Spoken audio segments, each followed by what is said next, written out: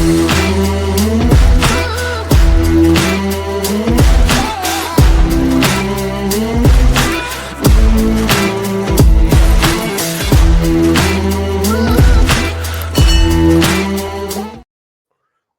to Lifestyle by SK, where wine, cigars, and relationships create that tapestry of extraordinary experience. And so in today's video, we're going to be talking about how masculine leadership strengthens a relationship.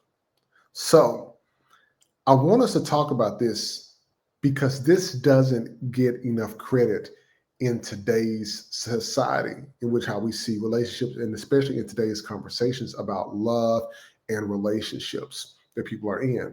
Masculine leadership, not control, not ego, but strong, consistent, vision-driven leadership, the kind that builds homes and not divide them.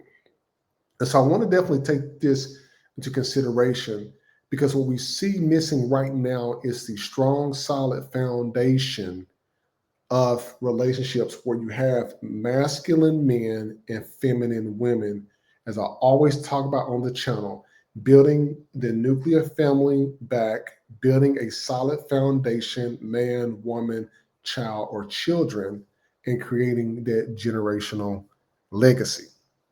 Now, as we go through this, I want you to be able to unpack why a strong male or masculine leadership benefits both men and women. So when we look at this, we look at that leadership is a responsibility and not control. So many videos that we see online, you see so many videos that is showing it in a negative way, and I'm just turning a lot of women off. But masculine leadership is circled around protection, is circled around provision, is circled around decision-making and emotional steadiness in relationships itself. And so there are different stereotypes that leadership is equal to dictatorship. You hear a lot of women that will talk about it from their perspective of they are not wanting to submit to a man. It's almost like that term is almost like kryptonite to a lot of women.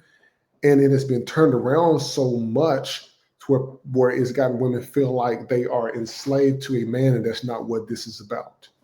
What this is about is being able to look at this and say, what's more attractive? A man who controls or a man who covers? And so I want us to really, really think about this, because this is a very hard topic to swallow, but it definitely needs to be discussed. Now, the structure is supposed to bring peace to relationships. When leadership is absent in relationships, somebody is forced to step up, even if they're not built to. So as we look at this, you have to understand that male leadership lifts the emotional and mental load off of the woman, and it's normally is placed on the man. For example, you hear a lot of women talking about six figures. Finances is a big thing. Home decisions is a big thing. Parenting styles is a big thing. So when you're looking at this, could your relationship be more peaceful if leadership wasn't shared but aligned? Think about it. You've heard so many videos online that share different points around this. Now, the feminine energy blossoms under masculine leadership. Notice I didn't say alpha male, because you're a lot of alpha males out there. And here's the thing, you can only be an alpha male for so long. The loudest dog in the room is oftentimes the weakest one. But masculine, think about this, people. Feminine energy blossoms under masculine leadership. A woman in survival mode can't truly be soft at all. And what we're seeing is the direct opposite of that.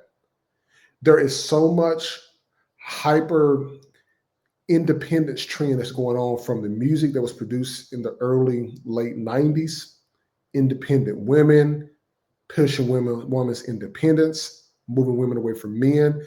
And this definitely doesn't need to be the case. We need to look at this and see How safe and how stable masculine energy allows the woman to feel and express and trust when she's with her man, in terms of whether they are engaged in a relationship or married.